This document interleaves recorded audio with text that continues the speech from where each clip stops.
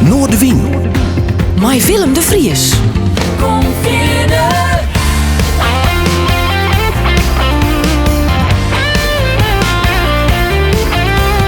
Alles wat er speelt. Omroep Friesland.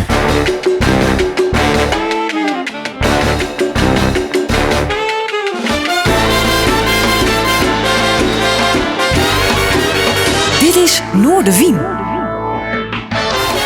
Goeie en welkom bij Noordewien. Het komende uren hebben we weer één persoon centraal in een één op één peteer. En dat is een groot talent. Hij had al vaak in Noordewien spelen en hij is nog net zo lang verlien in Ierland en Schotland geweest om daar de muzikale voortekens te onderzoeken. Hij zit onder andere in de band Diff, speelt het solo, is blaande mij van alles qua muziek, maar ook met foto's. En zijn artiestennaam is Leonard Forts en zijn echte naam Leonard Fopma, hè? Zeker. Leuk dat je best. Welkom. Ja, dankjewel. Ik hier nog een volle langere inleiding doen, maar daar komen we straks nog wel over te spreken. Maar mij gewoon is als ik het toe die een echte muzikant in hart en nieren of net? Oh, dan mag je zelf bedenken.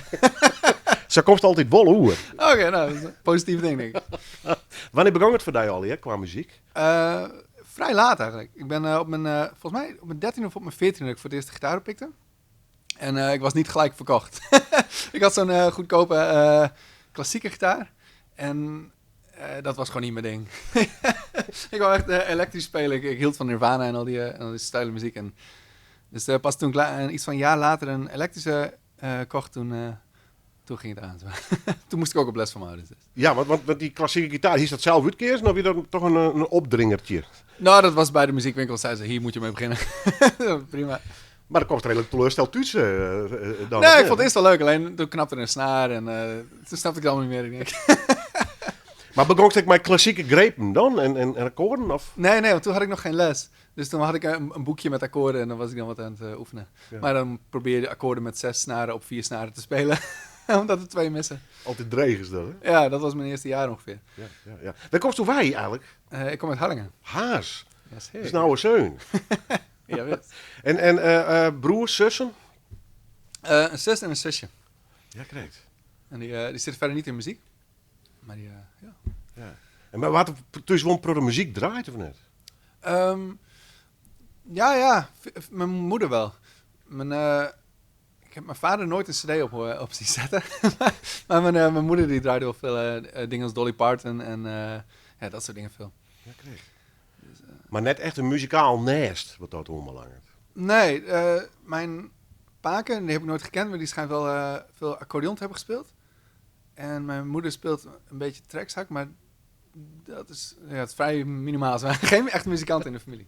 En squallen, vooral op Haas, of op een gegeven moment best meer oriëntering hier op jou, toch? Ja, klopt. Ik heb mbo in Leeuwarden gedaan, dus daar die D-Drive opleiding. Of toen was het nog Pop en Media, nu is het D-Drive. Ja, dat was eigenlijk toen ik daar zat, kwam ik er pas een beetje achter dat je gewoon echt geld kunt verdienen met muziek en zo. Dat had ik gewoon nooit bij stilgestaan. Nee. Ja. Dat werkt het volstrekt onbekende verwoord nog voor jou dan? Ja, eigenlijk wel. Ik was in eerste instantie ook niet eens aangenomen op die school trouwens. Want je moest een intake doen. En die had ik toen gedaan. Ik wist helemaal niks van muziek. Je moest een paar platenlabels opnoemen en zo. Dat kan ik nog steeds niet. Maar en toen had ik dus een beeldje gegeven van ja, sorry, je bent niet geworden. En toen kreeg ik een paar weken later, toen heb ik nog 2 weken ICT gedaan of zo. Toen daarna belde ze van, er zijn wel mensen niet komen opdagen, dus je mag er alsnog heen. Oh, dat is een flitsende start dus. Ja, maar daarna ben ik pas echt fanatiek geworden met oefenen en met gitaarspelen. Ja. Toen ik daar zat, had ik in één keer ook, dan heb je de tijd en dan heb je allemaal mensen om je heen die met muziek bezig zijn, dus dan gaat het in één keer heel snel. Ja. Want hoe is het begonnen qua muziek, qua smaak? Ik kom uit een tijd, dan kochten we LP's en dat soort dingen. Nou, doe best van een echt oude generatie. Hoe je dat bedijken? Via toch internet, had je de muziek ontdutsen? Of toch nog wel een beetje de cassettes en de LP's en de cd's? Vooral de cd's. Toen ik, zeg maar, de eerste herinnering die ik heb aan muziek, dat is allemaal grotendeels allemaal cd. En ook, ik weet nog dat vrienden dan cd's hadden die ik zelf niet had. Eén vriend van mij had alle Nirvana cd's. En dat was echt wel jaloers op, zeg maar. Dus dan ging ik ook daarheen om die dingen te luisteren, zeg maar, want dat had ik zelf nog niet. En later kon je ook echt downloaden en dat soort dingen. Toen ging dat wat sneller. Ja. En toen had ik ook geld voor mijn eigen cd's.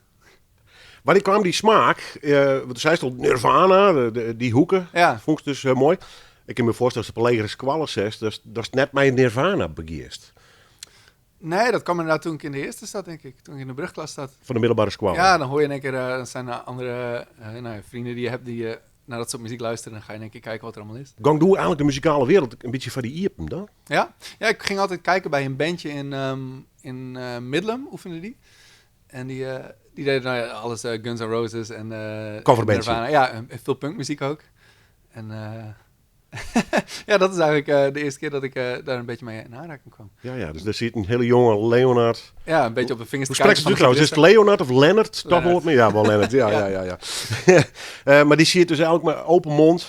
Ja, echt. En toen En maar je hebt het gebeurd. Ja, want die gitarist van het bandje die kon al die Guns N' Roses solo's en zo spelen. Dus dat zat ik nog verder op de vingers te kijken om te kijken of ik wat kon jatten. Maar op dat stuit wist u dus al gericht op de gitaarbegrip. Dus is het net naar de drummer of de toetsenist mijn klopt. bewondering te zien? Nee, klopt. Want toen had ik ook al een gitaar, alleen was ik er nog niet zo fanatiek mee. En dat kwam toen een beetje in die periode. Ja. Want ik die eerste keuze weer dan misschien die klassieke gitaar, die is letter voor die in haast. Maar Nee, ik heb hem nog steeds. Oh, die had je nog. Zeker. Maar de gitaar als instrument had hij dus eigenlijk altijd beboeid. Ja, maar het is wel het was ook niet een heel bewuste keuze, denk ik. Het was meer inderdaad dat je op een gegeven moment wat rockbandjes hoort die dan gitaar hebben. Nou, dan moet ik dat ook maar. Ik heb op een gegeven moment nog basgitaar overwogen, dat ook nog. Ja. Alleen, Maar goed, nooit droomd van, wat ik al zei, drummer te worden of zanger. Nee. Het moest de gitaar worden dus. Ja. Zonder als precies wist waarom. Ja, wat ik zei, ik heb wel basgitaar geprobeerd, maar toen had ik dat 1 keer op schoot en dat was zo'n groot onhandig ding weer. Dit is niks voor mij. Uiteindelijk leidt het tot een muzikaal bestaan, want het is die professie worden. Daar gaan we straks wijdwijdig op praten. Nogmaals, leuk dat je er bent. Leonard Ford, ik hoor die artiestennaam maar even horen. Maar straks. Of Leonard Fopma, wat is het nou eigenlijk intussen? Ja, ik weet het ook niet meer. Nee, hè? Een van de bands, en zo ben ik een beetje tjinkam, Westin Spielenhast, is Div. Daar ben je best heel aardig en heel vier mee kwam. Ja. Een van de radiohits hier, in ieder geval in Friesland, wie Put My Life on the Line. En die gaan we nou eerst draaien. Dit is Div, verneemt naar de zanger eigenlijk van de band. Ja. Want dat wie zijn achternaam. En hier van de leden wie dus Ik had nog Leonard. Fopma geopperd, maar daar gingen ze niet voor. Nee, hè? Ik wist het al. Die I will put my life on the line to make you happy all the time. See you smile, see you dance. Forget the world if you take the chance. Let your worries float away. Well, let it be the best of days. So let the sun shine through your eyes. Keep your head towards the prize. Take care of all your friends. Make them happy when you can. But don't forget this thing, you must drink, dance and sing. I will put my life on the line to make me happy all the time. Sing it, smile, sing it, dance. Forget the world if I take the chance. Let my worries float away. Well, let it be the best of days. So let the sun shine through my eyes. Keep my head towards the prize. Take care of all my friends. Make them happy when I can. But don't forget this thing, I will drink, dance and sing.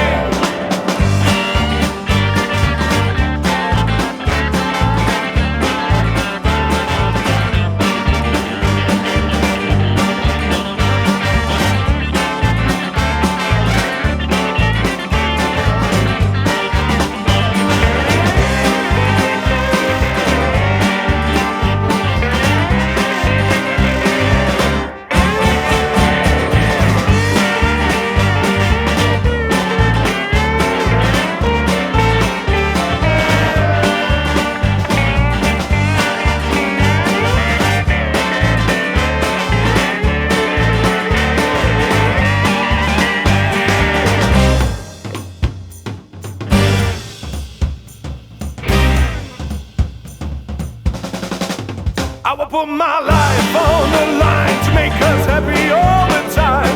See us smile, see us dance. Forget the world and we take the chance. Let our worries float away. We'll let it be the best of days. So let the sun shine through our eyes. Keep our head towards the prize. Take care of all our friends. Make them happy when we can. But don't forget this thing. Well, you must drink, dance,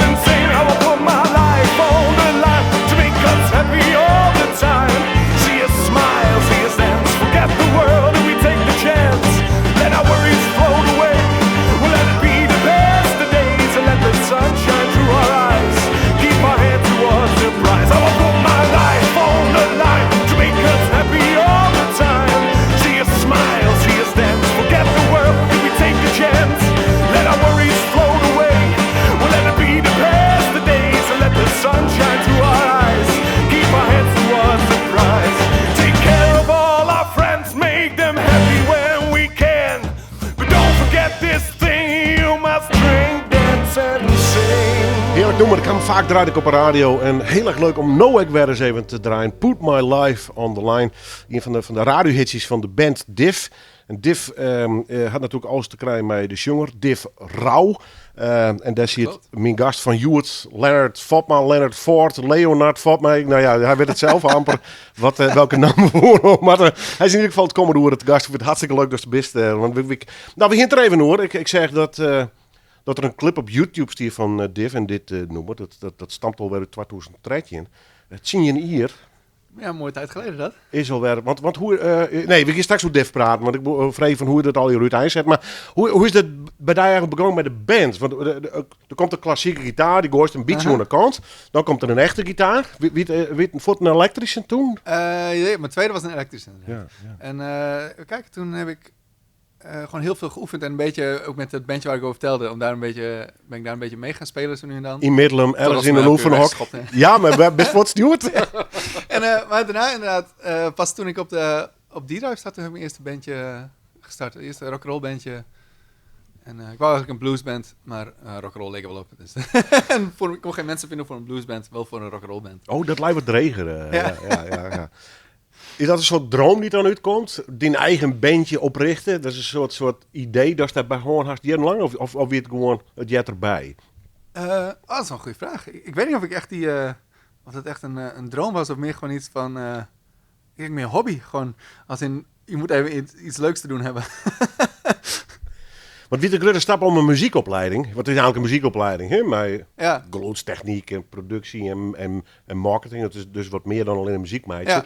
Maar D-Drive is wel heel gespecificeerd in die muziekwereld. Ja, absoluut. Bewuste keuze geweest?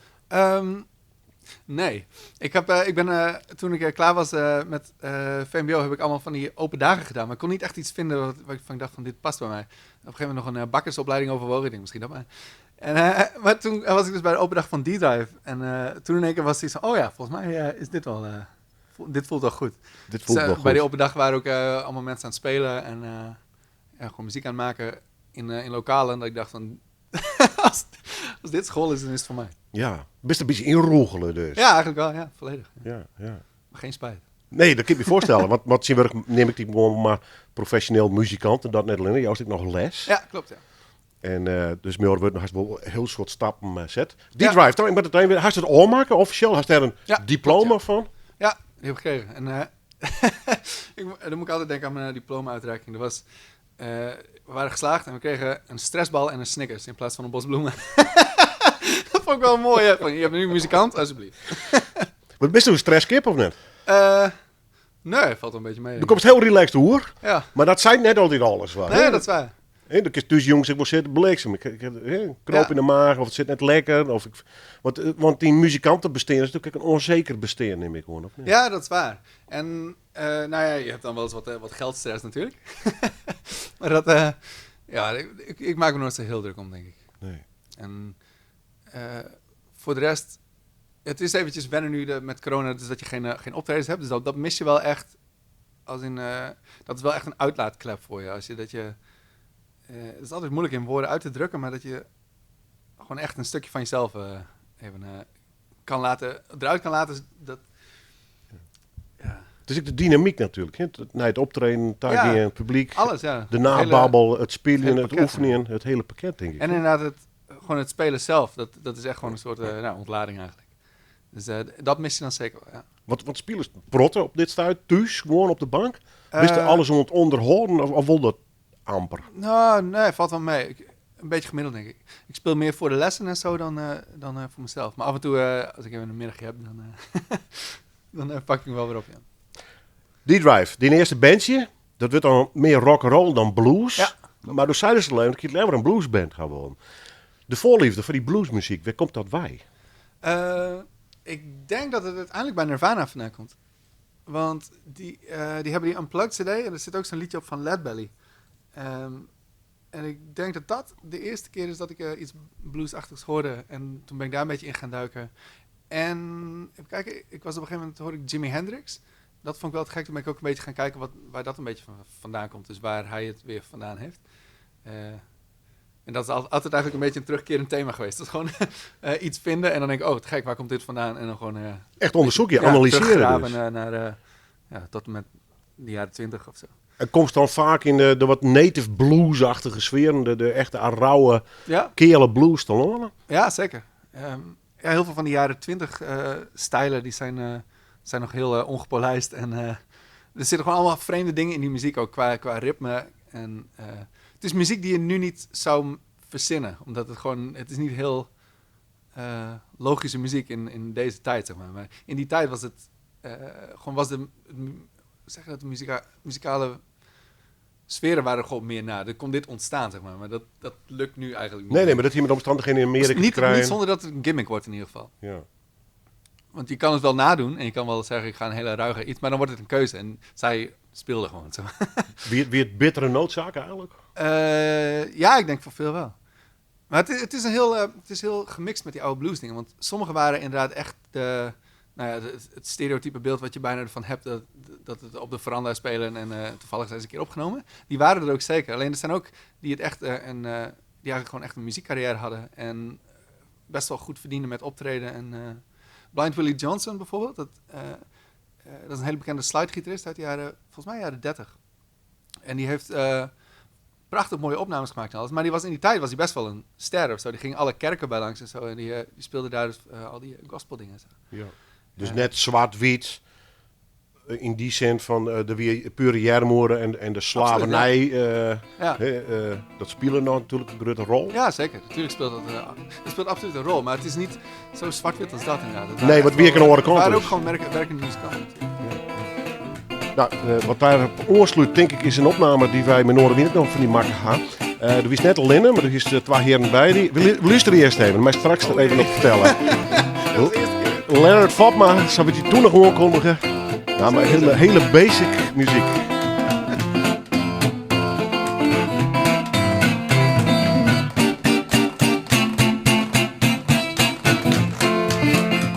Well, you can shake it, you can break it, you can hang it on the wall. Out the window, catch it for a roll. You can shake it, you can break it, you can hang it on the wall. Out the window, catch it for a roll. My jelly, my roll. Sweet mama, don't you let it fall. Everybody have a jelly roll like mine. I live in town and I ain't got no brown and I want it now. My jelly, my roll. Sweet mama, don't you let it fall. Well, you can shake it, you can break it, you can hang it on the wall. Out the window, catch it for a roll. You can shake it, you can break it, you can hang it on the wall. Out the window, catch it for it. My jelly, my roll. Sweet mama, don't you let it fall. Well, you can snatch it, you can grab it, you can break it, you can twist it. Anyway, I love to get it. I lives in town and I got no home. My jelly, my roll. Sweet mama, don't you let it fall. Well, you can shake it, you can break it, you can hang it on the wall. Out the window, catch it for it all. You can shake it, you can break it, you can hang it on the wall. Out the window, catch it for it. My jelly, my roll. Sweet mama, don't you let it fall.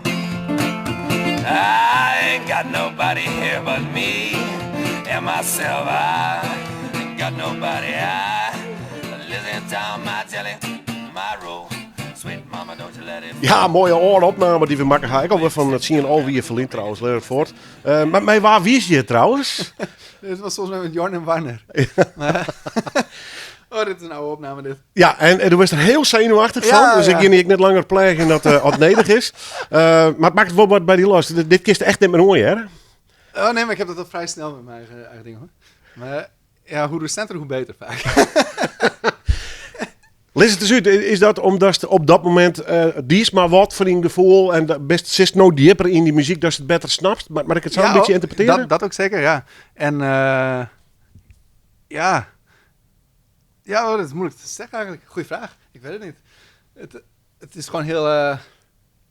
Het is net als je een jeugdfoto van je bekijkt uit de jaren... Met te veel pukkels. Zo, ja, veel pukkels en het haar zwart geverfd. Zo voelt het een beetje. Ja, dat bent toch jong, hè? Mijn moeder knipte altijd... als ze slecht op een foto stond, dan knipte de haar ervan af. Zeg maar. Dus dat gevoel heb ik hier een beetje van. We draaien net helemaal, maar ik vond het wel mooi, want het zei wel wat over die ontwikkeling. Ja, zeker. Maar het zei ook wat... dat is toen Net zoals een protte mensen van die eigen generatie. Die zeggen van, nou, ik ga naar een D-Drive of ik ga naar een popacademie.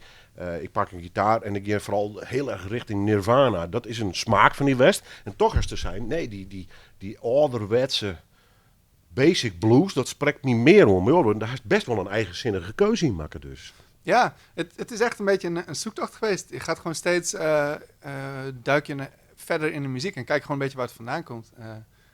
Dat is een volle populairdere keuzemeidje, Kim. Dat was net ja, niet dus. klopt. En sommige mensen die vinden het ook tof om nieuwe dingen te ontdekken. Dus toffe nieuwe hippe bandjes en zo. Ik ben juist de andere kant op gegaan. Gewoon zo ver mogelijk terug en kijken wat dat allemaal is. En dat vind ik altijd weer interessant om gewoon te kijken hoe het in verhouding staat tot de tijd waarin het is opgenomen. En ja. Nou, bij Gleeks dit als voorbeeld, want ik ga een nummer te staan. Blind Willie Johnson, die neemt het naam al even. Ja. I know his blood can make me whole. Yes. Vertel eens hem, die Blind Willie Johnson, dat wie dus een grote jongen is in tijd. Zeker, ja. Die trad heel veel op in kerken. En al zijn materiaal is ook gospel. Dus alles is een beetje into the Lord. Maar een fantastische slidegitarist. En toen ik dit voor het eerst hoorde, toen was ik echt verkocht. En ik wist ook niet eens helemaal zeker wat voor instrument het was. Het klonk wel als gitaar, maar ook weer niet. Dus ik vond het zo bizar. En toen was ik... dat was mijn eerste... Bij dat nummer kwam echt mijn liefde voor de oude blues en gospel echt voor het eerst tot leven. Zeggen. Je daar aan het draaien, maar welke periode hebben we het nou eigenlijk? Dit is jaar, als ik me niet vergis, begin 30. Ik weet het jaartal niet uit. Nee, maar jongetje 30, 34. Ja, beetje, het is nog voor de oorlog. Voor de oorlog, in de vorige eeuw dus. Ja. Die moest een techniek, sprutst die dus echt gewoon? Of de wijze waarop die speelde? Ja, ja, hij speelde, volgens mij speelde hij met een mes. Met een zakmes, die gebruikte hij dan als slide. Als ik het zelf doe, doe ik het gewoon met een flessenhals. Want met een mes kom je de meeste poppodia niet in. En nee, maar het is heel raar, het is heel ritmisch. Dat zou ik bijna vol moeten doen. Begin er even naar luisteren. Dat is beter. I know it's blood kind. Oh, it's blood kind. I have time. Helmet garment. Blood of Jesus. Blood of Jesus. I just time. Helmet garment. Well, it's bloodhound. Well, it's bloodhound. I just take helmet garment. I was a gambler, just like you. I was a gambler. I just take helmet garment. Bloodhound. Well, it's bloodhound. I just take helmet garment. I was sick and I couldn't get well. I was sick and I couldn't get well. I just take helmet garment. Glad is bloodhound. Glad is bloodhound. I just take helmet garment. Jesus blood can. Jesus blood can. I just take helmet garment. Oh, bloodhound. Well, it's bloodhound. I just take helmet garment. I was thinking of. I was thinking of. I just take helmet garment. I know his blood can make me whole. Blind Willie Johnson. Muziek die wij dankzij mijn gast, Joert, Leonard Ford of Leonard Fopma naar voren halen. Want hij bent al hartstikke jong wezen nog steeds. Blues is toch wel de grote muzikale leefde. Hè? Kijk, Ja, absoluut. Ja. En een intrigerend figuur, deze Blind Willie Johnson.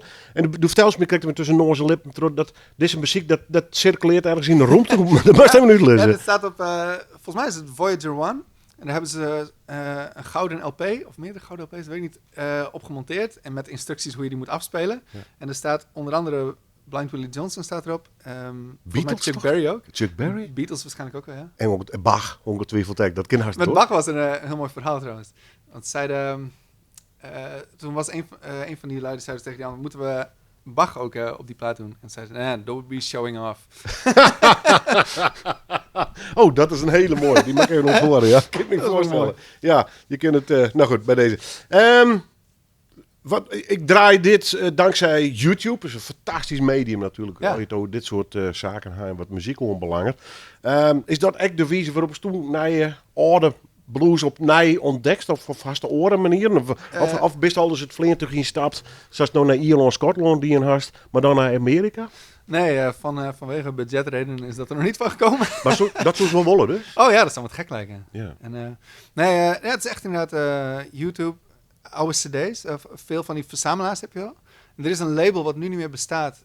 Die hebben nu alleen nog MP3-downloads. Dat was Document Records. En die had echt de meest obscure blues en alles. Hebben ze allemaal gewoon in chronologische volgorde uitgebracht. Zo. Dus kon je van elke artiest kun je zijn hele discografie kopen. Ja. Alleen, die zijn tegenwoordig overgestapt op de MP3's alleen. Dus. Er bent dan een periode verder, want je zit al vrij lang met een heel gevoel in die blues. Mm-hmm. Wordt het hield iets meer? Best er nog fanatieker in? Geeft nog steeds dieper op die materie in? Of zei je van, ik broek het juist om weer oren muzikale wereld te ontdekken. Wat, die blues, hoe speelt dat een rol in die leven mee horen? Het verschilt een beetje. Ik heb periodes altijd dat ik heel intensief naar dingen luister. Dus er zijn periodes dat ik niks anders luister dan krakerige jaren 20 blues. En soms dan ook niks anders dan jazz of weet ik wat. Folk ook veel. Maar blues is altijd wel een stijl de stijl die het meest terugkeert, denk ik. Dat is ook omdat het mijn eerste grote liefde voor muziek was, denk ik. Dus ja. En af en toe hoor je... Ik oefen er niet echt veel meer. Het is niet dat ik echt nog op gitaar zit te blokken om nieuwe bluesliedjes eruit te stampen. Analyseert het wel? Zeg van, wat gebeurt er? Doe hier het alleen nog eens aan Blind Willie Johnson. Toen ik het eerste keer... Wat is dit? Ja. Hoe is dat geluid produceren? Maar kies ook zitten om akkoorden te ontdekken en dat soort dingen? Of gekke grepen? Of, ja, maar met de blues valt mee. Dat zijn er gelukkig maar 3. Dus dat kan ik nog bijhouden. Ja. Nee, maar ik heb even van de leek. Maar dit luistert. Welke traaien hast het dan? De eerste trap, de vierde trap en de vijfde trap, Willem. Lees dat eens een leek uit, want du bent muzikant. Ja, dat is een goede vraag. Je hebt... Oké, wacht even. Ik leg het altijd aan leerlingen uit als in... Je hebt dus de trappen, dat zijn... welke akkoorden zijn, dat maakt niet veel uit. Maar je hebt een soort van je thuisbasis, dat is de 1. Dus dat is ook waar het liedje op start. En dan, het is blues, dus je moet iets hebben om over te klagen. Dus dan zing je iets, ik heb het zwaar, want mijn vrouw heeft mijn trailer gejat. Ja, precies. Dan zing je dat, ja, en dan ik zit ga je naar de vierde trap. Ja? En dan zeg je dat nog een keer, voor het geval dat ze je niet hebben gehoord. Dan ga je weer terug naar de eerste trap. En dan moet er nog een soort van conclusie komen. En dat is dan, ze krijgen er toch geen geld voor, want dat ding is niks meer waard. En dat gebeurt dan op de vijfde trap. En dan ga je weer, daarna heb je de turnaround. En dan heb je dus altijd zo'n hele herkenbare lick. En dan ga je weer terug naar het eerste deel van het schema. Ja. En dat is de blues van de leek. Goed zo. En dit vertaalt in tekst, maar in het nummer zelf. Dus, ja, zeker. Ja. Maar het is altijd, blues is een hele vaste vorm. Je hebt altijd de 12-bar blues, of 12-maten blues schema. Dat is eigenlijk voor 90% van de liedjes wat je aan kunt houden. Is dat voor jou als muzikant, die graag het avontuur nog steeds ziet? Net heel erg saai dan? Of zit er genoeg in die marge van die muziek dat er elke keer toch wat nieuws te ontdekken valt? Of leidt hem dat door de meesten die dat spelen? Ja, het ligt inderdaad heel erg met hoe je het speelt en met wie het speelt. Dat maakt heel veel uit. Ik vind het pas saai worden als je met mensen speelt die niet echt van blues houden. Want dat ga je dan merken. Het zijn maar 3 akkoorden, maar die hebben dan niet... ik ben hier een keer geweest met Tim Birkenholtz. En dat is ook echt een bluesman in hart en nieren. Dus als je daarmee samenspeelt, dan hoor je van elkaar ook gewoon details en dingetjes en trucjes die je van bepaalde gitaristen hebt gejat.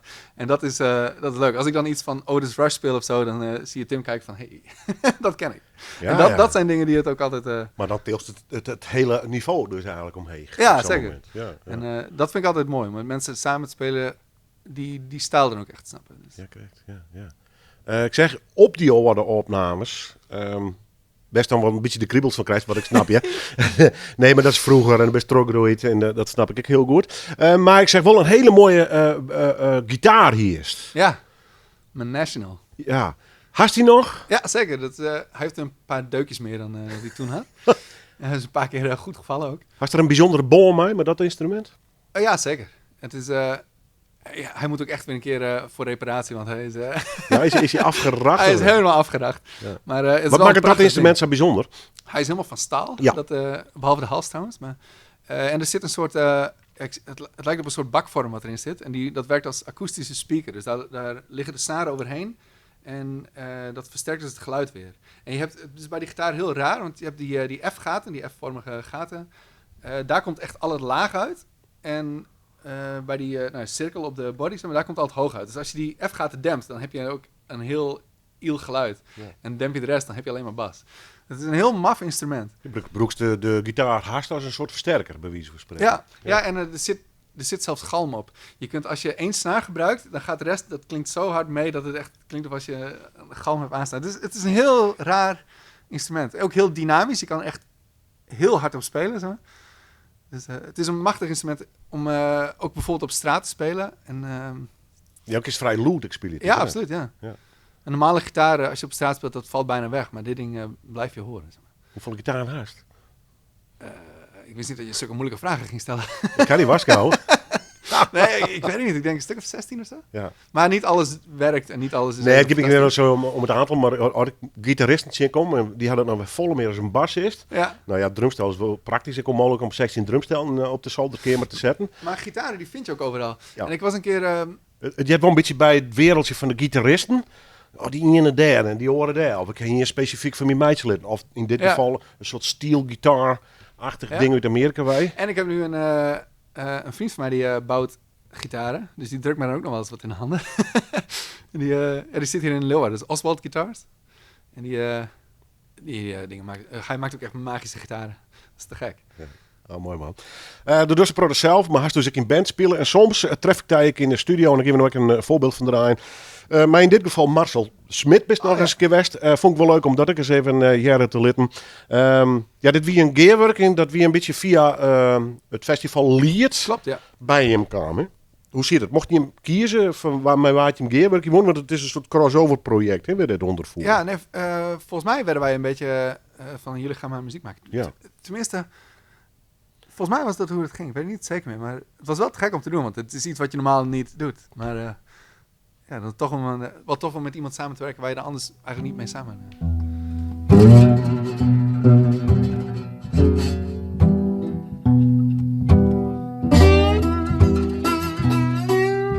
Het limit van mijn herder wie net langer. Ik wil wel even proeven onder de een spoor van bloed bracht mij bij dat frammers bij het zien leven het van het mes verlies.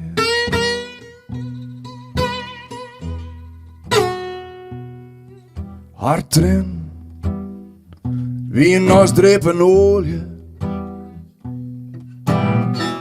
Het vuur in mijn water, grote bron. Door tralies zag ik de reek verdwijnen. Ieder nou maar krijgt wat meer verstand.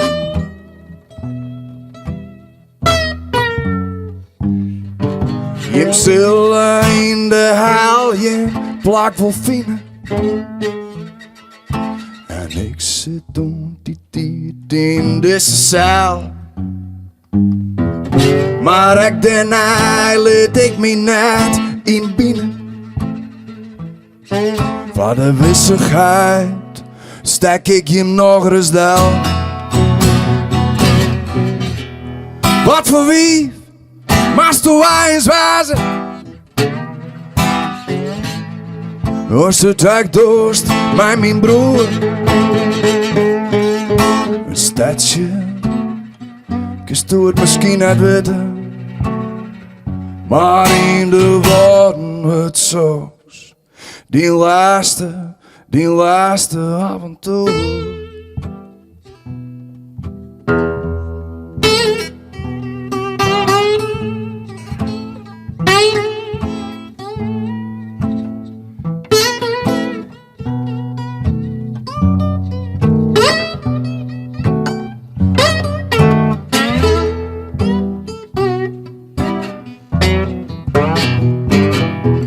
Je zullen in de hel je plak wel vinden.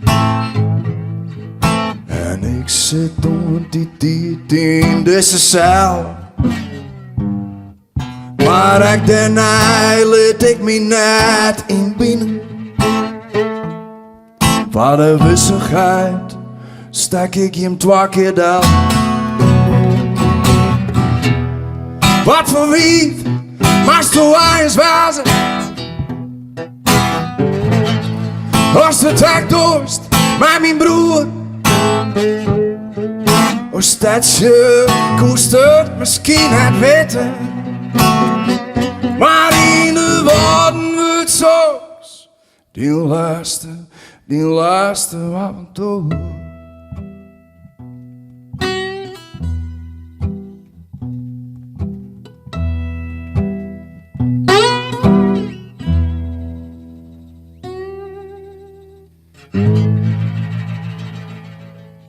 Leonard Ford, zo neem ik het maar even, en Marcel Smit. Dit wie een geerwerk tussen de beide heren in verband met Liert. En dat gingen wij vervolgens weer in Noorderwien. Dat wordt grappig trouwens, Leonard, want ik had die heel vaak de gast hoor. Dat echt dat ik YouTube-show, waar alles wordt gepubliceerd, wat Noorderwien onbelangrijk. Ik zou die echt een dagje ouder worden en oorspelen. Dat vind ik heel erg leuk om die ontwikkeling bij die te zien. Is het zelf wel eens bestellen of is het gewoon leuk, maar... Oh ja, je staat er wel bij stil. Je staat ook wel een beetje anders in de muziek, denk ik, als je 32 bent dan 22. Ja, dat kun je wel stellen, ja. Het is zo vers van D-Drive. Maar als ik het zo allemaal zie met die oude dingen, dan zou ik ook niet terug willen.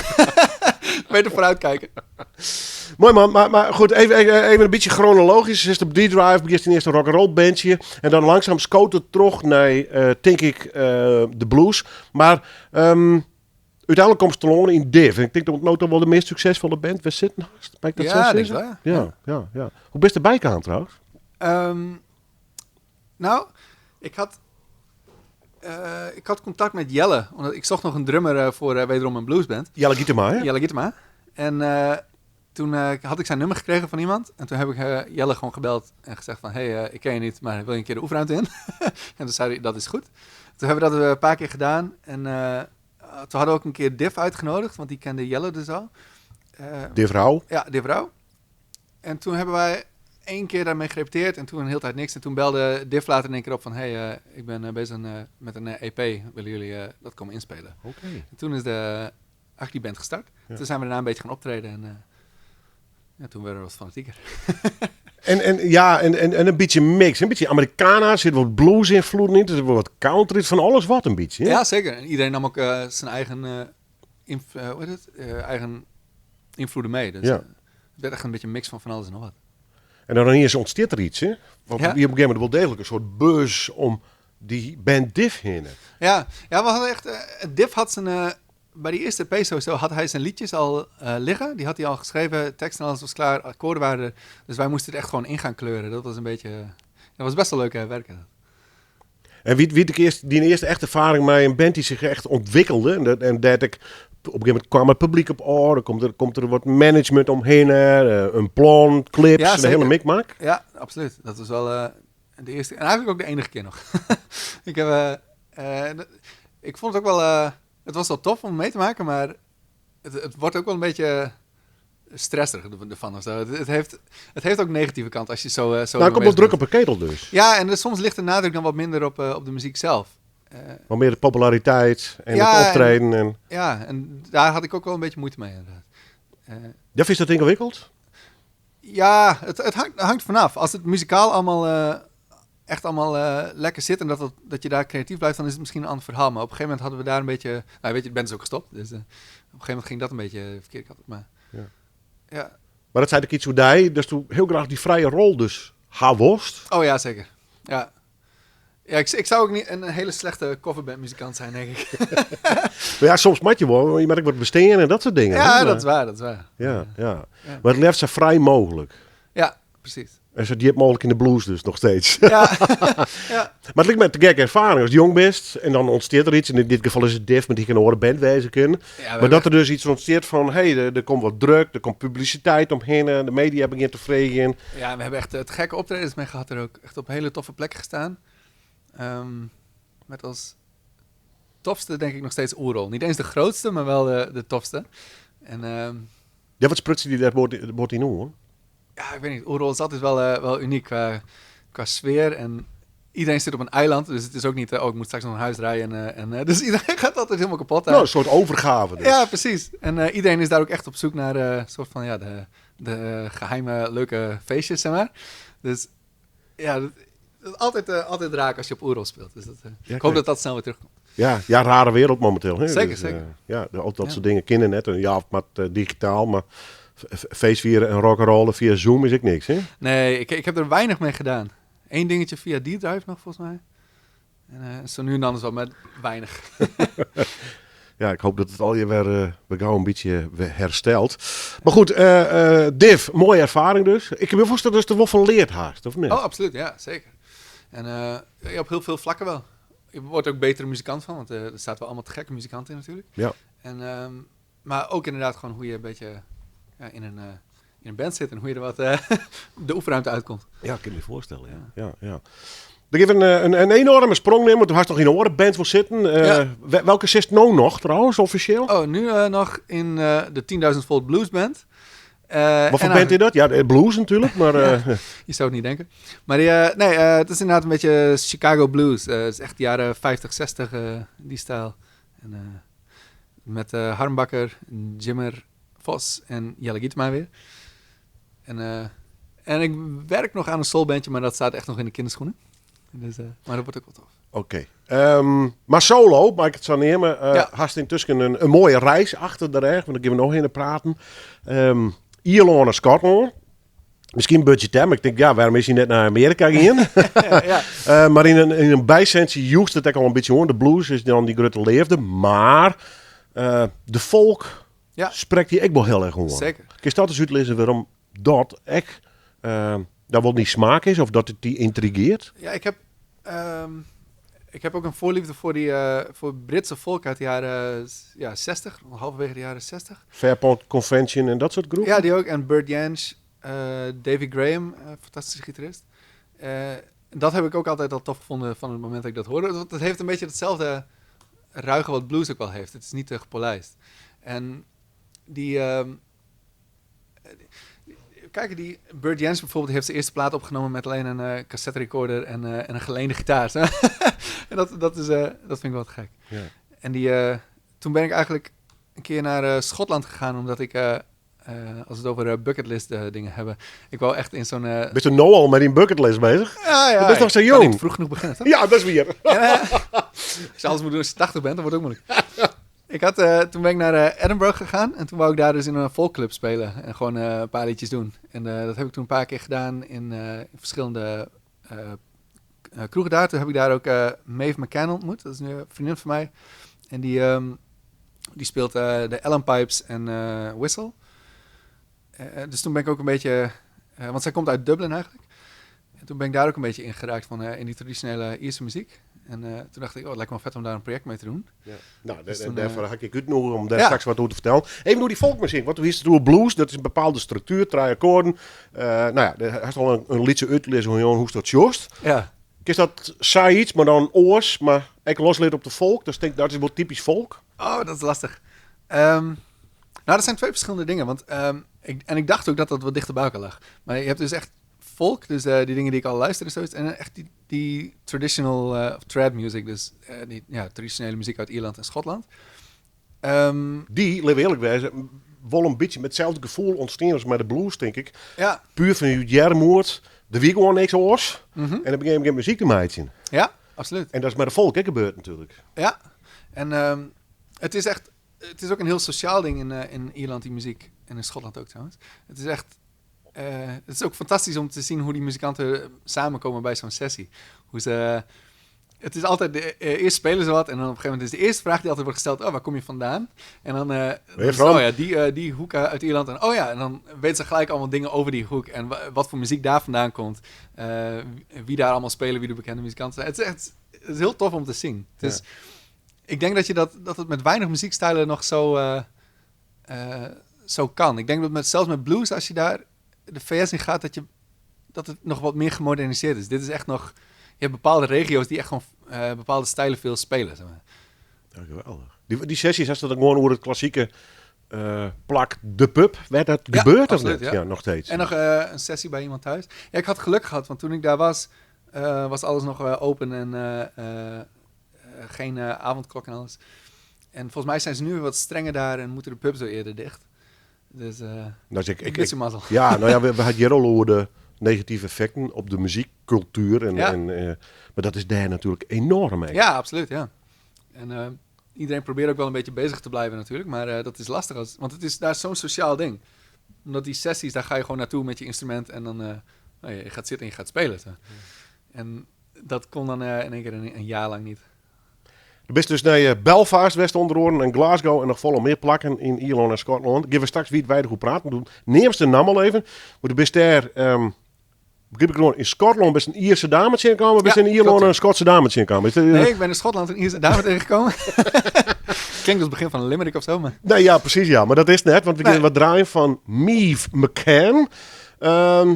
Dus eerst in de kroeg, best een speech spelen en dan komt Melkor in Oké, gesprek. ja. Nee, inderdaad, ik had net wat dingetjes gespeeld en toen ging zij er zitten. En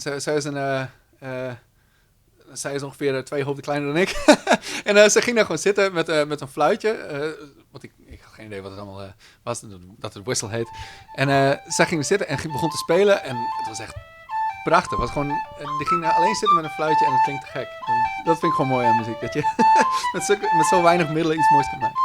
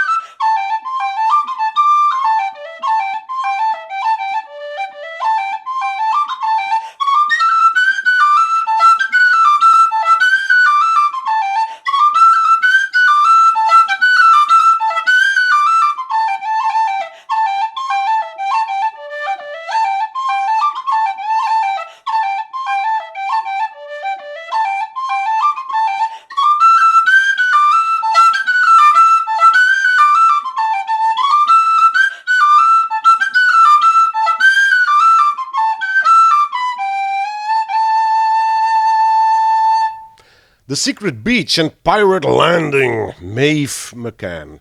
een muzikale vreun intussen worden van mijn gast van Joert in deze 1 op 1. Lennart Fopma, origine van Haas. Zijn werk wenachtig in Leeuwen trouwens, Joert mijn gast. Hij is op reis geweest. Hij had echt letterlijk... best met Flint teruggegaan trouwens? Of, ja, oké, met Flint teruggepakt richting Ierland en Schotland om daar... Ja, wat te doen eigenlijk? Wat is die doel? Ja, ik wou daar echt in die traditionele muziek duiken en gewoon kijken wat ik daar een beetje van kon leren. En ik heb daar veel foto's gemaakt en daar wil ik ook een soort kleine expositie van houden, samen met een soort muzikale spreekbeurt. Dus af en toe wat dingen voorspelen, wat liedjes en ook een beetje vertellen over de muziek daar. Waarom de combinatie muziek en foto's? Nou ja, foto's is eigenlijk een beetje mijn corona-hobby. En ik heb nu zo'n doka thuis, dus dan zit ik de hele tijd in het donker. Oh, dat is gewoon oldschool aan het ontwikkelen dus. Ja, zeker. Wauw. Ja, dat heb ik nu, sinds een half jaar of een jaar of zo heb ik dat thuis. Ja. Leuk. Eigenlijk een beetje dezelfde keuze die is gemaakt voor de blues. Hè? Dan kun je een leuke plaatkeepje en dan leuk naar luisteren. Of dan kun je op onderzoek uitgaan hoe die blues werkt. En in dit geval hier is echt een digitale camerakeepje en mij photoshoppen knoeien. Ja, dat heb ik ook gedaan. Alleen daar was ik niet zo goed mee. Ik was 1 keer met de hond wezen wandelen en toen kwam ik terug met 400 foto's. Ik denk, dit moet anders. Maar dat doe ik uiteindelijk, want dan kun je ermee stopje. En dan horen hobby zie ik je bij wijze van spreken. Ja. Maar doe zij dan... Probeer een beetje die karakter, een heel beetje te vertalen. Nee, dan bouw ik wel een doka in huis. Dus. Ja, ik kocht eerst gewoon zo'n camera. Maar ja, dan zit je op een gegeven moment alsnog die negatieve in te scannen. En denk je, dit is ook niet helemaal ideaal. Dus toen dacht ik, nou, misschien kan ik het printen. Maar vind je dat leuk dus? Echt drukjes meidje? Ja, zeker. Ik heb altijd wel interesse in gehad in die... ze hebben altijd wel iets magisch. Net als een gitaar in de kamer staat dat je er altijd even aan moet zitten. Dat heb ik ook even met die oude camera. Dus. En vind je het leuk om er een beeld bij te scheppen dus? Want dan kun je natuurlijk straks ergens hier in Ljouwert, weet ik, volle in een zaal zitten en een verhaal vertellen. Mij wat akkoorden erbij, hoe de folk en hoe de blues. Maar ook als ik foto's zien laten. Is dat leuk om er een beeld bij te creëren? Ja, zeker. En toevallig kwam ik in Dublin ook iemand tegen die eigenlijk een beetje hetzelfde deed. Want ik ben er dus heen gegaan om wat foto's te maken en ook interviews op te nemen en ook nog wat muziek opgenomen daar. En ik kwam dus bij een uitgeverij, ik heb hem hier toevallig liggen, daar moet ik aan denken. Deze man tegen. En ja, voor de mensen die ik in beeld behaal, ik let hem al even zien op de foto trouwens. Ja, ik let hem even zien. Mooi zwart-wit foto had ik in de hand trouwens. Hij is A4 formaat. Wat een oudere meneer, Gries hier, briltje op. En die had een boek in zijn hand. En daar had toen een beetje een profielfoto maken van de zijkant. En dan had nog een foto hier. Ja, dat is ook van die man. Maar die deed dat dus in de jaren 60. Die is toen... Die heeft al die Irish Travelers, dus die oude Ierse zigeuners eigenlijk, heeft hij daar opgenomen. Er is prachtige muziek uit voorgekomen en die heeft ook hele mooie foto's gemaakt toen. En die kwam ik dus bij toeval tegen, want die man die woont nu in New York. En we waren dus bij dit winkeltje, dus een uitgeverij. En hij was daar om zijn boek te proeven, om te kijken of alle foto's goed waren en weet ik wat allemaal. Purveyors, ook het goed uitsprek, of Fine Books. Mescalinia. Stiet erop. Prachtig mooi oldschool. Ja, zei het, ja. Ik weet het net. Ik weet niet hoe het winkeltje heet, maar... En wat mooi independent publisher zit er nog bij. Ze zitten steen achter een soort hek, is een meneer en een mevrouw. Ja. Maar die komt dus toevallig, eigenlijk wie zijn gewoon New York-based. Dus. Ik was daar een soort van fotoshoot aan het doen met iemand. En toen liepen we nog wel wat door zo'n wijk heen in Dublin. En toen kwamen we in één keer hierbij. En toen zei ze, oh ja, volgens mij is dat een uitgeverij. En toen zei ze, we kunnen wel even naar binnen. En toen kwamen we daar en toen was die man dus. En toen nog een tijd mee gepraat. Super interessant en echt prachtige foto's dat die man maakt. Ja. Dat is echt, Hoe had je contactlijn met al die mensen? Had je dat van tevoren al je regelen? Of best gewoon ergens in een kroeg zitten in? Maeve had ik dus ontmoet in Schotland toen ik daar een keer eerder was. En toen heb ik een beetje contact mee gehouden. Zij zat op een gegeven moment nog te overwegen om naar Groningen te verhuizen. Dus toen had ze mij nog even aangeschoten. En altijd een beetje contact blijven houden. En toen heb ik dus ook gezegd van, nou, ik ga naar Ierland en Schotland, heb je ook tips. En toen kreeg ik echt de wereld aan informatie van haar. Ik ben nog steeds niet klaar met er allemaal erheen. Ja, terwijl het er al west best, hè? Ja. En ik heb ook dus daar allemaal mensen geïnterviewd. Gewoon bij die sessies gewoon raak ik een beetje aan de praat met mensen. En gewoon gevraagd, morgen even een bakje koffie doen. En ook die interviews die moet ik allemaal weer even uitwerken en zo. Want er komt zoveel informatie over die stijl. Iedereen die weet ook precies hoe dat zit met al die stijlen van verschillende regio's en waar het vandaan komt. En, dus En dat is als buitenstaander is dat best wel veel informatie als je er niet, zeg je dat, echt in zit. Wie het dreig of juist net om in ik vond contact te het komen met de mensen. Maar dan moest je een praatje in de kroeg zien je. Maar echt een interview doen over muziekstijl, dat is natuurlijk nog wel een oorverhaal. Wie het dreig om daarachter te komen, de goede meesting te treffen? Nee, dat viel wel mee. En het interview zelf, wij wonen bij elkaar in de buurt. En ik had je al, wij komen elkaar altijd tegen met de hond. Toen had ik al wat tips gevraagd. Die hielpen wel, denk je. Maar even kijken, ik heb inderdaad grotendeels gewoon mensen waarvan ik dacht van, die spelen wel te gek. Gewoon gevraagd van, kan ik morgen wat foto's van je maken en kan ik je even interviewen? Ja. En gelukkig zijn alle Ieren heel praatgraag. Dus dat ik hoef 3 vragen te stellen en je bent een uur verder. Ja, precies. Dus, dat is wel nog. Ja, dat is fantastisch. Ja. Maar alles nog, de foto-expositie komt, er komt nog een soort van lezing en al die dingen. Dus ik kan me voorstellen dat er al nog wel wat bezinken moet. Maar nou even, die gevoel, als we weer omsjoest op, hoe lang is te zitten? Iets meer dan 2 weken. 2 weken, ja. Een hele kwarte tijd eigenlijk, hè? Ja, een dag langer dan gepland. Want ik was vergeten dat ik een coronatest moest hebben voor de terugvlucht. Dus nog even een nacht in een hotel in Glasgow. Ja, correct. Wat haast daar Noel van opstutsen? Wat haast daar leert? Hoe die stijl werkt. Dus hoe de vorm van die muziek een beetje in elkaar zit. Ik kan het niet zo makkelijk uitleggen als dat van de blues. Maar het is gewoon echt een beetje hoe die stijl werkt. En ook hoe de mensen dus met die muziek omgaan. En dat was ook iets waar ik heel erg benieuwd naar was. Hoe gaan ze ermee om? Nou, wat ik ook inderdaad een beetje dacht, is heel veel mensen krijgen het echt vanaf jongs af aan al mee, omdat het in de familie zit en dat soort dingen. En sommigen komen er dan in de puberteit achter bijvoorbeeld dat ze toch liever punk willen spelen. Maar heel veel die gaan daarna dus weer terug naar de traditional. Het is wel de basis, nog steeds dus. Ja, zeker. Maar ik vond het ook grappig om te zien dat iedereen speelt het. Er was een kroeg, daar liep allemaal punkers rond met in kapotte legerjassen en dat soort dingen. Die speelden die muziek net zo goed en net zo mooi als... Folkies dus. Ja, precies. En dat vond ik zo prachtig om te zien. En gewoon dat echt van jong en oud, iedereen dat gaat er de kroeg in en speelt. Ja. No barriers dus. Ja, precies. En het is inderdaad een hele open stijl. En er zijn wel bepaalde soort van gedragscodes waar je een beetje aan moet houden. Vertel eens. Ja, dat is heel ongeschreven. Als iemand ook niet gewenst is bij de sessie of zoiets, dan die Ieren die kunnen echt staren dat je denkt... Ze zullen altijd beleefd blijven, maar ze kijken je wel weg. Zeg maar. Ja, dus als er niet tussen komt, denk ik, dit klikt net. Of, Ja, en dat iemand die er gewoon niet in past, die niet in de groep ligt. Zeg maar. Want qua muziek maakt het volgens mij nog niet eens helemaal uit. Als je niet helemaal lekker speelt, dat zijn ze heel vergevend in. Alleen, het is meer gewoon, denk ik, hoe je je daar gedraagt. Dat is moeilijk uitleggen, maar dat was wel iets wat opvalt. Als iemand inderdaad ook, of toeristen die dan rare vragen gaan stellen of zo, die blikken die ze dan trekken, ze hebben het zelf niet eens door. Maar ja, maar dit is natuurlijk voor hun elke week. Ja, natuurlijk. Dus ik snap de vermoeidheid dan op een gegeven moment ook wel. Een keer weer die domme vragen van die domme toeristen. Ja. Maar toen viel de stad dus wel onder. Dus toen moesten ze al die zintuigen omzetten om erachter te komen wat voor verhaal die mensen te vertellen hebben op het muzikale met. Maar om met mij te want die is er elke keer mij qua spelen. Nee. Dat had ik in eerste instantie wel in gedachten. Maar na de eerste sessie had ik al zoiets van, dat ga ik niet veel doen. Want het is... Is het gevoel dat het verstoord is dan? Ja, dan wel, denk ik. Als ik echt mezelf elke keer erin zou... want ik ken die stijl ook niet goed genoeg om om al die nummers ook weg te spelen. Dus dan zou ik de hele tijd lopen prutsen. En ik dacht, ik neem gewoon veel op. Ik ga heel veel foto's maken. En dat was al moeilijk genoeg. Om als je foto's gaat maken tijdens corona. Dus dat je al een beetje moeilijk moet doen met mondkapjes en andere dingen. Dat is al lastig genoeg om dan te zorgen dat je niet heel erg opvalt. En, en het is daar eigenlijk te donker om foto's te maken. Want ik wou niet een flitser meenemen, want dan werd ik gelijk de kroeg uitgebonzuurd, denk ik. Waar zitten? In welke steden bedoel je? Eerst Dublin, toen Belfast en daarna Glasgow. Oké, ja. Ieren, Schotten. Ik ken het toeristisch, ja, maar er zit wel verschil in. Ja. Maar hast u dat nou als muzikant ik merken? Of zei je nee, dat liep het toch wel heel erg op elkaar?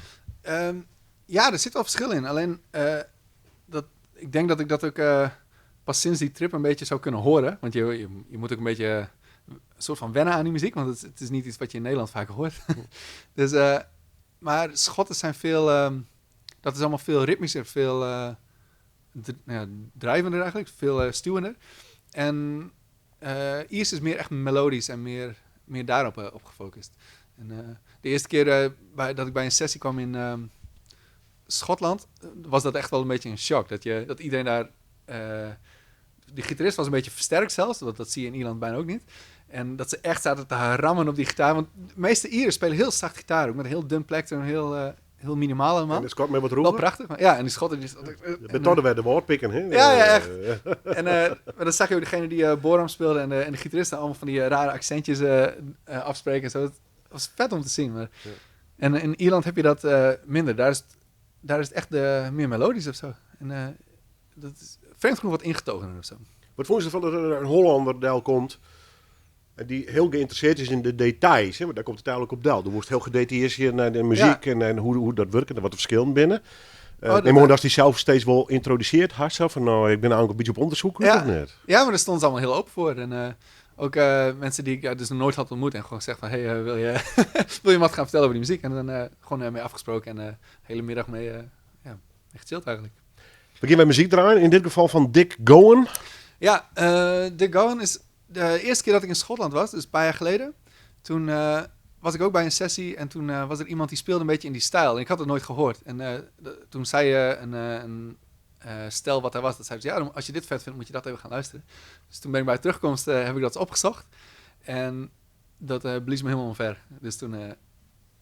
dat is ook hij is eigenlijk een beetje de reden dat ik dat project wilde gaan doen, om daar wat meer in te duiken. Ja, dus eigenlijk trok hij komt uit Edinburgh. Ja, en dit hele project heeft hem een beetje trouw ontdekt. Dus, Ja, ik heb nog geprobeerd om met hem in contact te komen.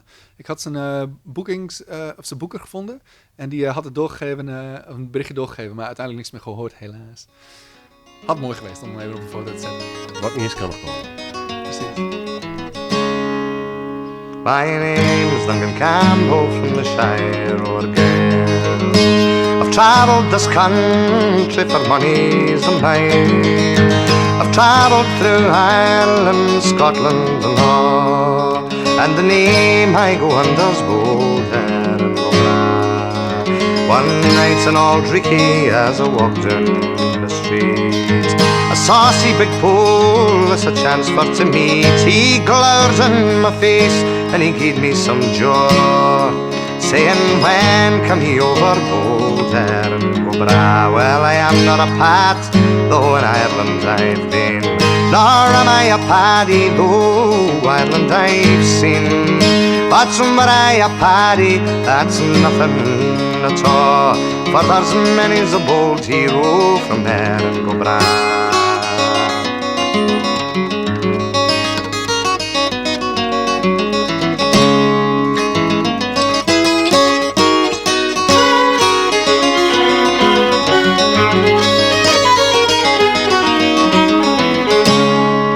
Well, I know you're a pass by the castle you're here, but you ought to turn to Scotsman as soon as you're here.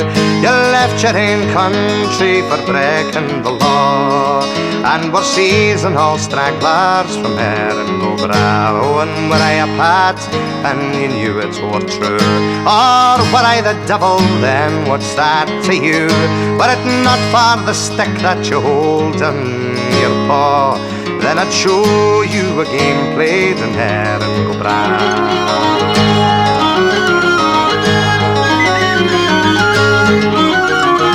Then a lump of black thorn that I held in my chest, about his big body I made it to twist, and the blood from his napper I quickly did draw, and paid him stocking and trust for there and Gobra.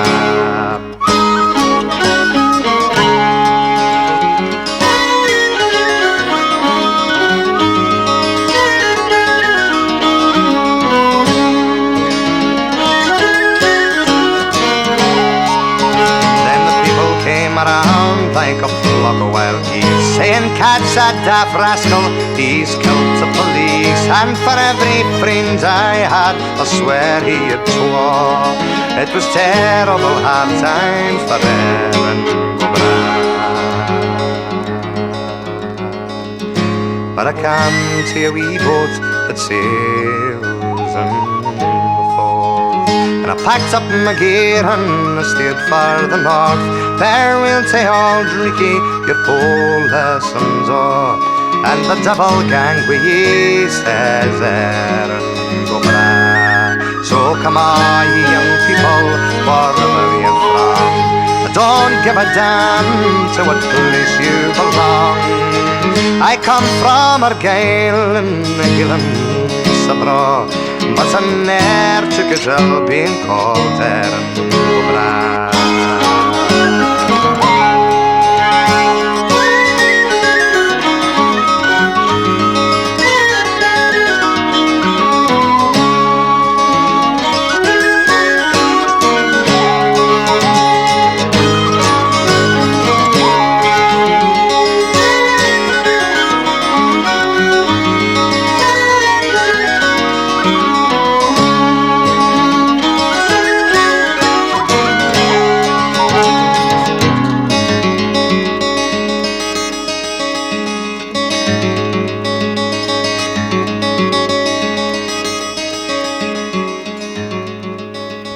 Dick Gowan en Aaron Go Braak van het album Handful of Earth. De kar van mijn gast Stuart van Ien op Ien.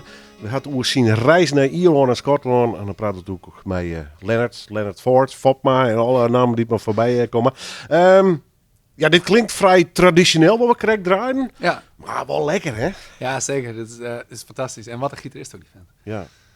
Nou ja, goed. Waar weet komt er nooit nog eens mee in contact. Ja. Wat woest met dit project? Door reizen erop, best er 2 weken, ga je met muzikanten praten, best met de muziek bezig, de juiste doen, best bij sessies geweest, et cetera, et cetera. Ga je mooie foto's maken. Wat moet eruit komen dit project voor diezelf? Er zijn een paar dingen die ik ermee wil gaan doen. Ik wil dus wat ik zei, een soort expositie en een muzikale spreekbeurt gaan houden over die stijlen. En ook een beetje context geven aan de foto's dan. Dat lijkt me wel leuk. En het is ik heb die reis ook gemaakt als soort van inspiratie voor een album. Dat gaat er ook aankomen. Volgens mij heb ik dat wel eens eerder gezegd. Maar dit keer komt hij terecht. Maar dan wordt het dan meer een folky album dan? Ja, dat is wel het idee. En ik zit inderdaad nog even te bedenken hoeveel ik die blueskant er ook op of in wil laten doorschemeren. Maar ik zit over na te denken om wat van die oude Eastern melodieën te gaan bewerken in oude blues-stijl. Dus dat je echt die slidegitaar... Ik denk dat het wel moet kunnen. Alleen het hangt een beetje van de melodie af. Want als de melodie te ingewikkeld is, dan werkt het voor blues meestal niet. Dan wordt het niet heel mooi van. Dus het moet dan een vrij simpele lijn zijn, denk ik. Het nog een hele zoektocht dus. Ja, zeker. Maar het is leuk. Het is echt weer even wat om in te duiken. Dus. Ja. 2 weken nou ook best kwaad. Heel kort. Ja. Was het waarom? Of nog een vervolg erom? Ja, sowieso. Maar ik denk dat ik dan wel... ik denk dat ik beter ook langer op één plek had kunnen blijven. Dat je dan meer... het was nu heel erg inderdaad... snel kijken wat er in die paar dagen te doen is... en dan door naar de volgende plek. Maar, ja, maar hoe komt het erachter? Wordt het onjong, hè? Van jongens, tonight session in de pub of zo? Of? Ja, er zijn bepaalde pubs die op bepaalde avonden dan sessies hebben. En dat roleert een beetje. Dus dan, je weet dat je op woensdag daar dan heen kan. Of de eerste zondag van de maand daar. En, ja, maar dat kan je me voorstellen. Dat zei ik wel de echte sessies bij maatje. Net de toeristen gaan neuzel. Ja, klopt. En, maar daar had ik gelukkig dus... ik had ook contact met Maeve. Dus dan weet je al een beetje waar er wat betere sessies zijn.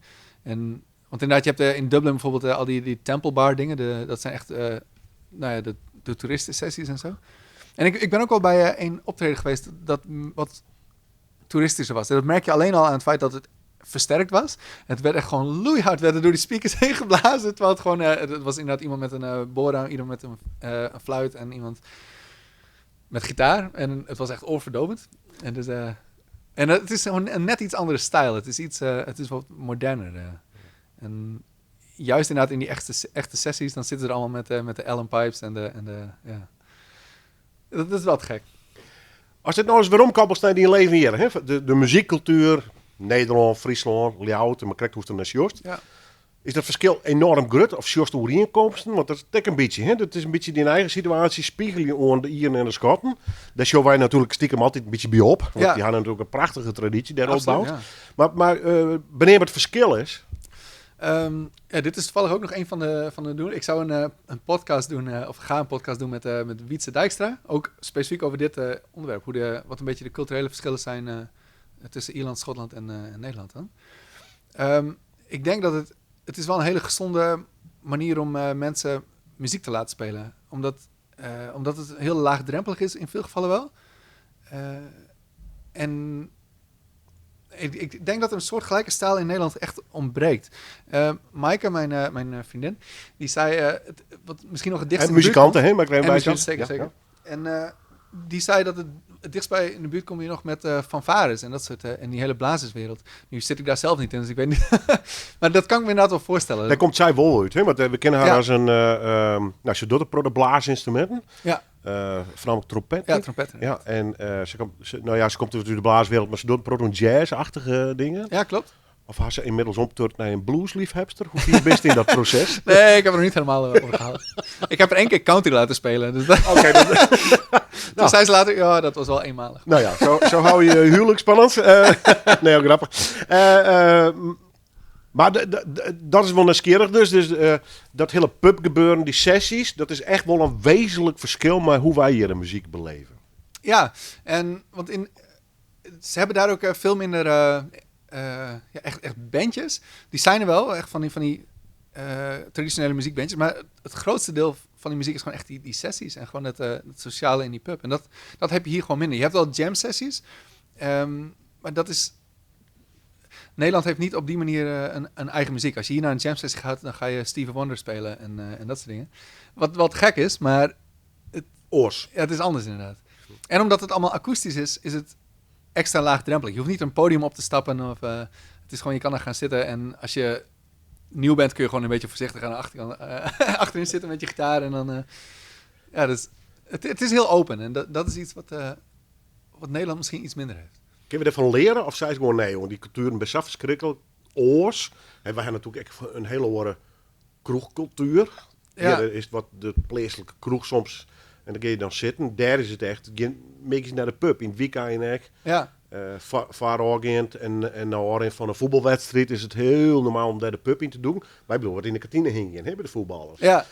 En van daaruit ontstaat dan wel dat er muzikanten komen en beginnen te spelen, et cetera. Dat hebben we hier net. Hè? Nee, het is, ik denk wel dat we ervan kunnen leren, maar ik denk niet dat het op dezelfde manier zou kunnen werken in Nederland. Maar, toch de fanfare hier ja. en de muziekskwal. Ja, precies. En misschien nog singer-songwriters denk ik meer een podium geven of zo. Ik denk dat er ook redelijk dicht nog in de buurt komt. Als je mensen die gewoon akoestisch muziek maken, dat is een beetje het... hoe zeg je dat? Dat is wat hier een beetje ontbreekt of zo. Zelfs als je een akoestisch optreden hebt, dan is het hier weer versterkt. En weet ik het allemaal. Eigenlijk zouden er gewoon een paar goede folkclubjes moeten komen hier. Okay. Nou, dat zou wel wat gek lijken. Mooi doel, ja. Ja. Maar gewoon wat akoestische muziek. Ook jazz bijvoorbeeld, gewoon iets wat... gewoon huiskamer niveau. Oké. Ik ben nu echt oud aan het worden. Ik hoor me dit zeggen. Ik denk. Hoe leeft het Prutsen? Want du bent er bij sessies West. Ja. Die muziekwereld daar. Komt daar pro de jeugd op al mij te doen? Maar is het iets voor de vergriezende bevolking daar? Of is het alle leeftijden die nog steeds met die muziekcultuur daar douane binnen? De meeste die ik heb gesproken, die waren begin 20. Dus, dat leeft enorm dus. Ja, zeker. En je ziet ook inderdaad wel veel mensen van bijvoorbeeld in de 60 of weet ik wat. Maar het is echt een gezonde mix van. Maar de jeugd doet wel mij dus. Zeker. Ja. En, maar dat is wat ik zei. Ik vond het ook gewoon grappig om mensen met ringen in hun neus dat te zien spelen. Ja. Heel mooi. Komt de tijd, wat kunnen we van die verwachten? Er komt een expositie, er wordt ook een lezing gedaan. Ja. Er is mijn album bezig. Klopt. De eerste expositie is sowieso in juni in Neushoorn. En we zien... Ja, er komt dus een album uit. Daar ben ik nu voor aan het schrijven, liedjes aan het zoeken. En een beetje het album bij elkaar verzamelen. Wordt het een solo-album? Ja, maar ik wil wel wat mensen erop mee laten spelen. Dus niet volledig solo. En dat wordt dan een folkalbum met blues-invloeden? Of een bluesalbum met folk-invloeden? Of gaat u helemaal verrassen mij iets totaal iets nieuws? Ik denk dat het inderdaad aardig folky wordt. Maar heel veel jaren 60 Britse folk, dat leunt al best wel op blues ook. Dus die link is er al wel. Zeg maar. Want je had in die tijd heel veel Amerikaanse bluesmuzikanten die naar Engeland gingen. Zoals Big Bill Broonzy en al die echt oude bluestypes. En die hebben daar heel veel mensen aangestoken. Dus je hoort het wel terug in die stijl. Maar echt dat trad, is waar we het net over hadden, dat is wel weer een genre op zich. Daar zit er 0 blues invloed in vaak. We gaan geen nummer van die draaien, of een nummer, een opname. In dit geval ga ik het zelf nemen, want ik had zelf post namelijk op mijn Noorderwind-kanaal. Ford en Berkenholz, dat klinkt lekker internationaal trouwens. Ja, dat zeker. vind ik wel heel aardig. Maar horen we Leonard Ford en Tim Berkenholz. Die is onderdeel van de band Electric Hollis. Ben ik direct in Ljouwts, fantastische jonge muzikant. Yes. Dit wie toeval, of juist geen toeval dat je hem ook getroffen hebt, want je hem delen de valliefde voor de blues. Ja, ik heb een keer... ik zag hem een keer live spelen en toen heb ik daarna even naar aangesproken. En toen kwamen we er heel snel achter dat we dezelfde idolen hebben op bluesvlak. Dus toen we hebben een paar keer samengespeeld. Hartstikke mooi. We gaan een nummer draaien wat je meest bij de opname had in Noorderwien. Als mensen meer van die witte willen, dan kom ik weer in op die namen. Hoe best te vinden op internet en welke namen moet ze gewoon horen? Oh god, ja. Leonard Ford. Dan Oké. kun je de meeste dingen vinden. Ja, precies. Onderhoor met gitaarles. Ja, dan moet je naar Leonard Ford... dan moet je naar Leonard Ford maar zoeken. Als je gitaarles zou willen, Leonard Fopma en voor zijn muzikale activiteit. Nou, dat is Anders geven we gewoon zometeen mijn telefoonnummer even. Dan, dat is makkelijk. Nee, doe maar net, want dan krijg je de verkeerde mensen op de telefoon. En dat wil ik net op mijn naam. Ik vond het leukste wist. Wat mij betreft doen we het nog een keer. En doen we nog wat verder in de muziek. Dit was al een heel aardige dwarsdoorsnede wat hij bezig hoort. En waar het bij komt en hoe het zit. Maar Lennart, dank je wel voor die komst. Yes. En dit is dat illustre deal. Ford en Berkenholz.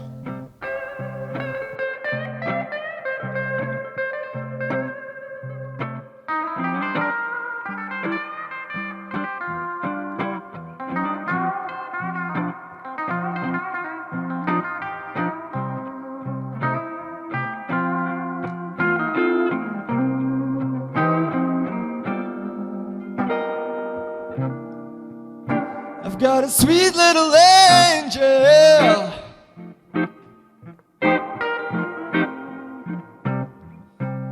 I love the way she spreads her wings.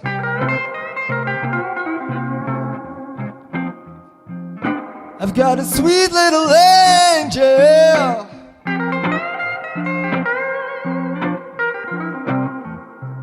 I love the way she spreads her wings. When she spreads her wings around me, I get joy in everything.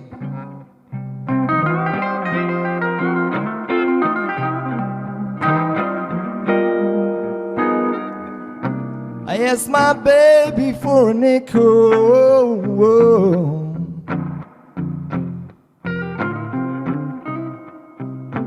and she gave me a $20 bill.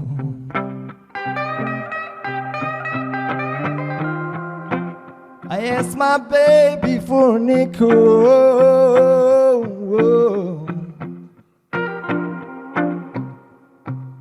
and she gave me a $20 bill, y'all.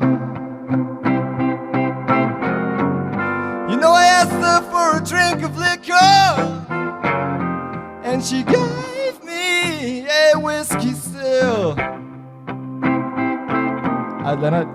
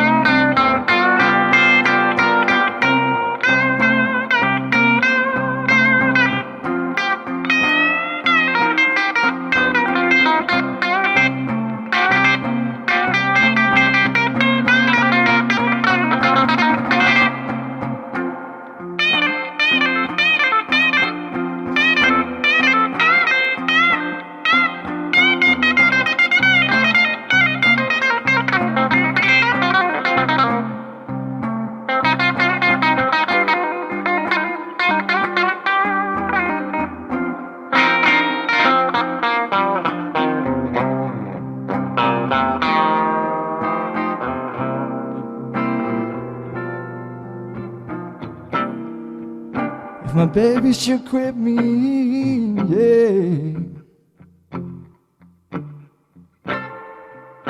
I do believe I would die